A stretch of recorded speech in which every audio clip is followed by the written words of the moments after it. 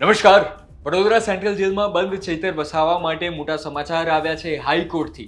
આખરે હાઈકોર્ટમાં તેમની માટે સુનાવણી થવાની છે, તેમની માટે દલીલો થવાની છે અને તેમને જે નર્મદા કોર્ટમાંથી સજા મળી હતી તેને સ્ટે માટેની સુનાવણી થવાની છે. અને અત્યાર સુધી જે ચાલી રહ્યું હતું હાઈકોર્ટમાં સુનાવણીઓ ચાલી રહી હતી તે તેમની સિવાયના જે બીજા આરોપીઓ હતા તેમની માટે સુનાવણી ચાલી રહી હતી અને તેમાંથી 6 લોકોને તો અત્યારે જામીન મળી પણ ચૂકી છે. પરંતુ હવે 5મી ઓગસ્ટનો એ દિવસ છે જ્યારે ચૈતર વસાવા માટે હાઈકોર્ટની અંદર સુનાવણી થવાની છે, તેમની સજા પર સ્ટે માટેની. અને આ ખૂબ મહત્વનું છે ચૈતર વસાવાના કરિયર માટે.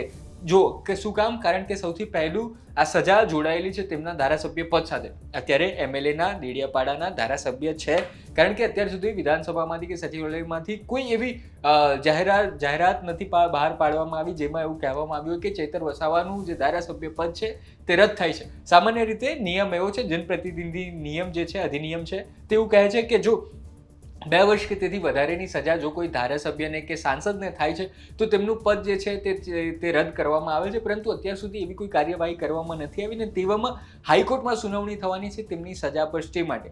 હવે આખો મામલો શું હતો તે તમે સૌ ગુજરાત તક જોનારા દર્શકો જાણે જ છે કે ચૈતર વસાવા સહિતના જે 9 આરોપીઓ છે તેમાં તેમના પત્ની હતા, તેમના બહેન હતા, તેમના બહેનના જે બીજા બહેન હોય છે તે તમામ લોકો હતા અને તેમની પર એ આરોપ હતો કે તેઓએ ફોરેસ્ટ વિભાગના જે અધિકારીઓ હતા તેમની સાથે તેમને ધમકાવ્યા હતા, 60,000 રૂપિયા પડાવ્યા હતા અને હવામાં ગોળીબાર પણ થયો હતો. હવામાં ગોળીબાર કરનારા ચૈતર વસાવા હતા અને તેના જ કારણે અત્યારે જે 6 લોકોને જામીન આપી દેવામાં આવી હતી તેવું કહીને જામીન આપવામાં આવી હતી કે આ લોકો જે છે તે મુખ્ય ગુનેગાર નથી, તેઓ આ ટોળકીમાં સામેલ હતા, પરંતુ તેમણે જે છે તે આ ઘટનામાં ક્યાંય પેલા લોકોને ધમકાવ્યા હોય કે એવું સાબિત નથી થયું અને તેઓ મુખ્ય ગુનેગારો નથી એવું કહીને જે 6 લોકોને છોડી દેવામાં આવ્યા છે તેમાં ખેડૂતો છે, ચૈતર વસાવાના પત્ની છે અને તેમના બહેન છે જેમને 17 દિવસની બાળકી હતી. અત્યાર સુધીની માહિતી તમને મેં આપી. હવે આવી ચૈતર વસાવાના જે કેસ છે જે 5મી તારીખે સુનાવણી થવાની છે તેના પર જો હવે સુનાવણી હાથ ધરવામાં આવે છે અને ચૈતર વસાવાના પક્ષમાં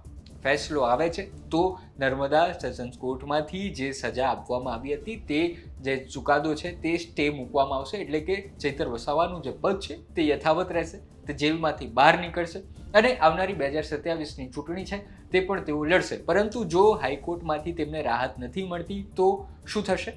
તો તેઓ સુપ્રીમ કોર્ટ જશે. સાથે સાથે એ પણ છે કે તેમનું જે ધારાસભ્યનું પદ છે તે કેન્સલ થશે અને આવનારી ચૂંટણી જે છે તે પણ તેઓ લડી શકશે નહીં. ટૂંકમાં 5મી ઓગસ્ટ ખૂબ મહત્વની રહેવાની છે અને ગુજરાત તક તમને 5મી ઓગસ્ટની પડે ખબરો આપતું રહેશે. ત્યાર સુધી જોતા રહો ગુજરાત તકને. અને આ માહિતી તમને કેવી લાગી, તમારું આ બાબતે શું માનવું છે તે પણ જરૂર જણાવજો. અને ચૈતર વસાવા માટેના બીજા પણ આ જ કેસને લગતા વિડીયો જોવા હોય તો ગુજરાત તકની ચેનલ પર તમને જોવા મળી જશે. ધન્યવાદ.